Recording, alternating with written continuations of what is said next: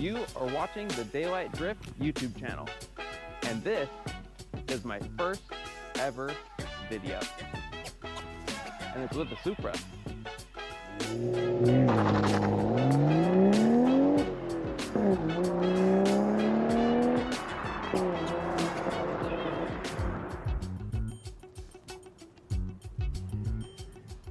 Cade, what are you doing? I was just trying to open the rear hatch. It doesn't have a trunk button anywhere. Well, you have to open it, you know, from your key. Oh.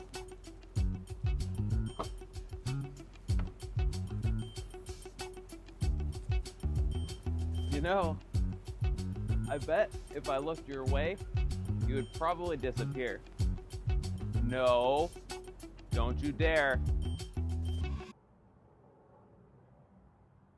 No, no, no, no. Catch your head. The Toyota GR Supra, coming all the way from the land of the rising sun and the land of schnitzel. This German/Japanese legend is back for its 5th generation. It's been back. Its 3-liter inline-6 turbo B58 engine punches far above its weight class, making a staggering 382 horsepower and 368 pound-feet of torque. BMW is known for underestimating its horsepower. Klapper! The new GR Supra rockets to 60 in just 4.2 seconds with the manual spec, and with the automatic, an even quicker 3.9. It is in a very special class of sports car, undercutting a Porsche Cayman, BMW M2 in price, and being leagues ahead of the new Nissan Z. Not to mention, the Supra is a car which everyone loves. Whenever you see one with its stunning looks, your eyes will be attracted to it faster than seeing your girlfriend's hot mom for the first time. I wouldn't know. Lucky for me, this one is equipped with a manual transmission. I am pleased that I'm not the only knob in the car. So, the question is it worth every penny of its almost $59,000 asking price? Let's find out. When they created the B58 motor, it's a full aluminum block, and it's a closed deck engine design. It has a forged crankshaft and forged connecting rods, making this engine super stout, smooth, and extremely strong. This has a twin scroll turbocharger, so it has next to no lag. So when you're driving it, even in low revs, you're still feeling boost. It feels like a naturally aspirated car.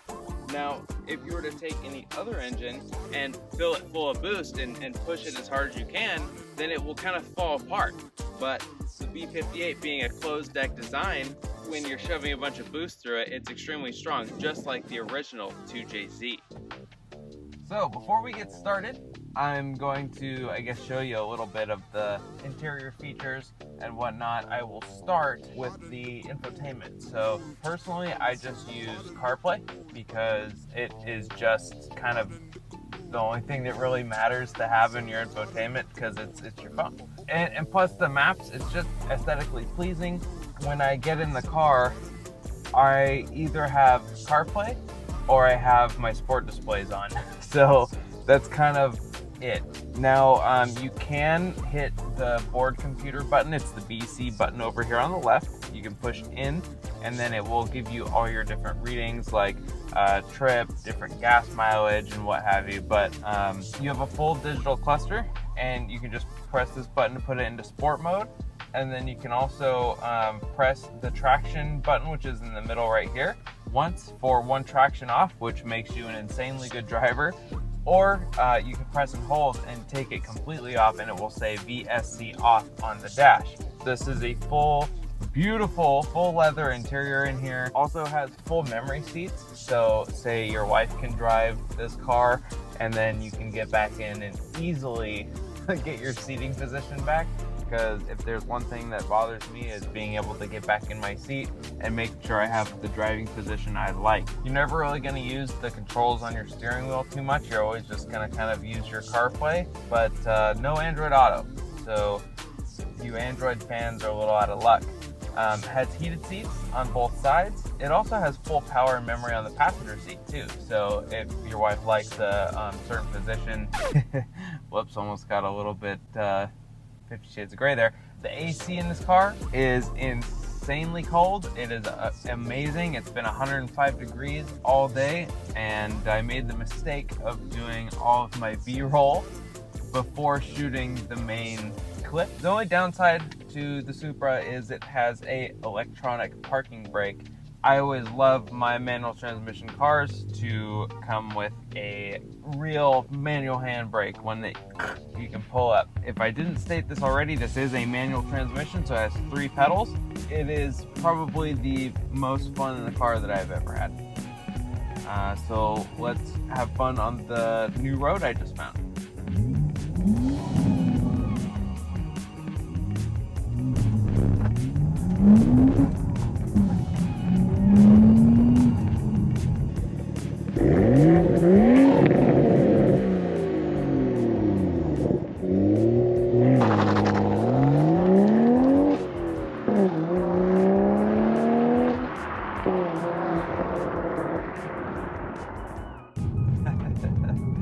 Always fun.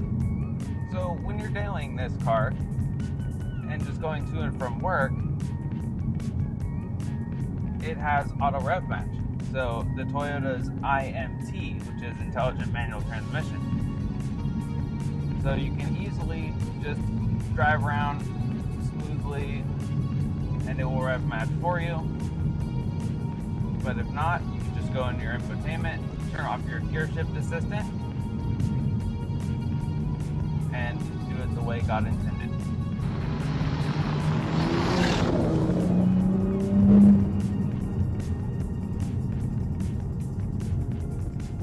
What an amazing car. I have put H&R lowering springs on this car, and that was a mistake. I should have shelled out the money for coilovers, which I will do in the future. But the lowering springs make the ride pretty tough, and the spring travel is just not enough. The ride height is great. I mean, great. But I understand this is a sports car and everything, but when you put in springs and stuff, they shouldn't be clicking and clacking whenever you hit bumps. And a really good set of coilovers, even like some KWV3s, would just transform this car. It would absolutely transform this car. But this is a very nice back road. All I did was look on Google Earth and look for a nicely paved back road, and I pretty much found it first try. I was so happy when I first came to drive this road because it has a lot of corners, and that's exactly what I wanted. I've had this car for about 1.5 years. It has been just an absolute joy. It is also, which I am realizing now, it's not just an awesome sports car, it is also an incredible daily. Even with the manual transmission, people are like, oh, I don't like to have clutch in, clutch out during traffic and stuff.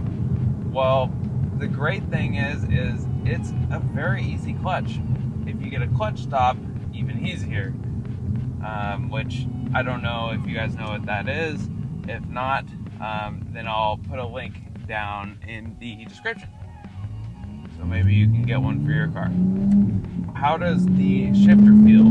The shifter is very notchy. It's not extremely how you would want like a feel, but for a stock shifter, this is very incredible for what Toyota had to work with. And I'm not complaining. As long as I have the manual transmission, I'm good. Now, the steering. It's very direct. It's very darty. Like, it just turns right in. And when you push it hard, it's even better. But it's hard to know where those front tires are. It's not the worst car I have ever felt, but I did come from a 370Z. That's the last car I owned. That car had a hydraulic rack, so it was extremely communicative. and it just transmitted every little pop in the road. The beautiful thing about this car is the differential. It's not a just regular mechanical limited slip differential. This is the BMW differential that's electronic. So it can put you in a literal perfect slide, and the car is so balanced. So it is so much fun. So my thoughts are, it's not punishing, it's extremely rewarding to drive. I've driven this from California to Arizona, and I was not tired. Now the seats are a little stiff, but they do have adjustable bolsters, so they hold you in real tight. I'm not sure if I could ask for a better day. Beautiful and sunny. Found a beautiful road and a fantastic inline six, twin scroll turbo, rear wheel drive, manual transmission Toyota Supra. I do have to be a little careful because there is little spurts of gravel on the road, and I don't want to hit a corner while I am going through any of that gravel. So when Toyota and BMW partnered on this car pretty much 5 years ago, I'm probably a little late, doesn't make me love it any less, but Toyota knew where to go when they were trying to find a literal world-class inline six-cylinder that could hold up to what the 2JZ left behind. This car was never ever going to fill the shoes that the Mark IV Supra left. Just wasn't going to happen. The incredible thing is that they even made it. It's such a good car. It is so much fun. If you haven't driven one or you want to buy one, just do it. Now that I'm at the end of my road, let's get out and talk about the styling. All of the swoopy lines and this big rear hip, it's enormous, but at the same time it fits the car so well. It looks like a little rocket ship. But if you notice, it has the double bubble roof, which kind of harks back to the 2000 GT, which is Toyota's legendary sports car. Now, if you come around to the back, the taillights don't necessarily look like the Mark IV. They're not anything like the previous generation, but it's not supposed to be that. But we have GR, which stands for Gazoo Racing, and I have installed an AWE performance track exhaust. There's no trunk button on the back, so literally you have to either push it from the door, or you have to take out your key and you have to press it to open it. I'm sure you can imagine it's pretty standard, but the thing is I go to the grocery store and I fit 2 cases of water and all of my groceries in there, like no problem. So, and it all stacks up perfectly in here. From the side, Freeze frame, Cade here. I'm editing the video and I wanted to humbly remind you to subscribe and hit the bell for more upcoming videos. Plus, you'll be an OG subscriber. And if you're a real one, I've left some exhaust clips just for you right before the end. You're welcome. angle, the Toyota Supra, the headlights kind of pay homage to the 1990s model, the one we all know and love, the Mark IV. Now, of course, if you come around to the front, has this huge front lip, has fake vents on each side, and this front nose design was different from anything ever that Toyota had ever released, and it's from the FT1 concept car, which has 6 headlights on each side. It has the DRLs, the daytime running lights, that go all the way up here. The new Toyota Supra also comes with full parking sensors and a full list of safety features like adaptive cruise, lane assist, but of course if you have the manual transmission, then you're going to be doing some of that footwork yourself.